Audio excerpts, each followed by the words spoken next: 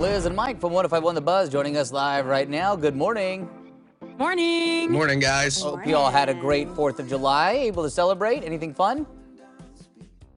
Yeah, I accidentally wound up in a parade in Ridgefield, Washington. How does that accidentally happen? Did you accidentally get in a parade? I was trying to find a good parking spot and I turned into the parade and they wouldn't let me out. So did you have to roll down your windows and just wave the whole time? I sure did. So That if is you saw me in incredible. my Chevy While Equinox, cranking that was me. 105.1 The Buzz. Yeah. Totally. Oh my That's goodness. like Camel in guerrilla front of me, advertising. so. That's one way to get your name out there. You just Didn't even have a Sneak banner into the though to parade. hang out the window. Just my gosh. awkwardness for everyone. That is so we funny. should do that next year. We can get AM Extra out there. Like, Yeah, hey. it's like, hey, I don't know how this Just show up. happened. Sorry. It's wild. Hilarious. I am so glad I asked that question. Well, Mike, you and I, we were messaging. You were out in the water, and I was on land on either side of Blues Fest. Nice. Yeah, see, I accidentally ended up on a pontoon boat watching the Waterfront Blues Festival yesterday looking for you guys. See, you guys Right? know how to do the 4th. I was looking. I That's- was like, "Where's the teal hat?" I was looking for you. I couldn't find you. Yeah. A teal I hat. just It wasn't happened his to Red be- Sox hat. You didn't see a Boston hat out there. No, I had to wear the colors for the festivities Ah. yesterday, so I had to brighten up the program a little bit. Makes Yeah, sense. Makes yeah. sense. Oh, that's awesome. That's Fun awesome. holiday. Well, I'm glad you guys had a happy and safe 4th of July. Speaking of fun colors, Avatar, James Cameron may not be directing the future Avatars that are coming out. We haven't even gotten to 2 yet, but apparently there are more in the works, and he may not be in charge of them. Yeah, so we did an interview and he said, I may not be on to direct for Avatar 4 and 5. And 2 doesn't even come out till December. So I think he needs to calm down because the 3rd one's set to come out in 2024.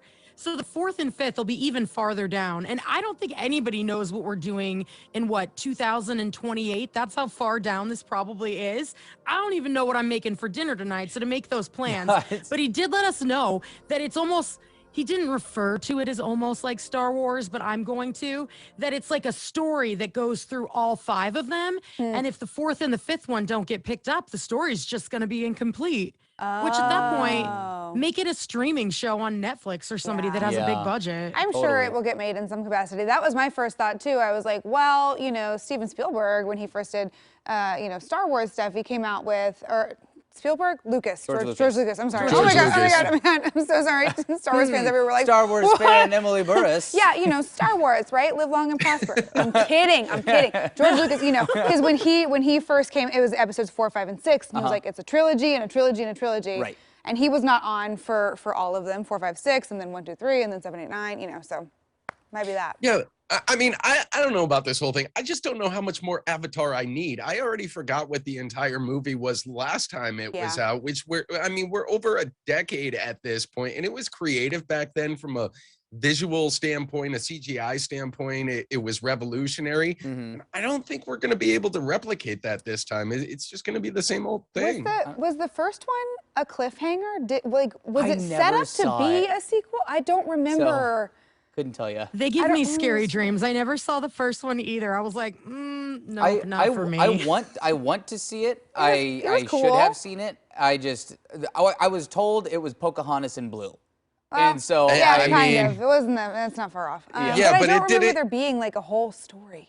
And it didn't even have Vanessa Williams singing Colors of the Wind. what are we doing you here? can't have that. That's true. That's true. Yeah, I don't know. Well, we'll see what the second one looks like, I guess, this year. Yeah. Interesting. So apparently Victoria Beckham is terrified of her daughter joining social media. Why? Because her daughter's turning 10 and her daughter wants an Instagram. And so Victoria Beckham was doing an interview and she's like, I do not want her to have this because she's afraid of her becoming self-conscious or dealing with body shamers. And probably about 2 weeks ago, there is a clip from the late 90s that resurfaced of Victoria Beckham doing a live television interview where they made her weigh herself after giving birth to her son. And so she's afraid of all of that stuff. Yeah. There was a lot of things that took place in the late 90s and 2000s that were shady at best. But so she's afraid of that kind of projection happening to her daughter and her daughter becoming aware of those things versus right now she can still kind of keep her a child. That is nuts. Also, that's horrifying. respect that decision. You know, it makes sense to me. I think a lot Me of too. parents share in that worry. They're like, I Yeah. don't want my kid to get into all this stuff because there was so much toxicity on the internet and in tabloids and in media culture.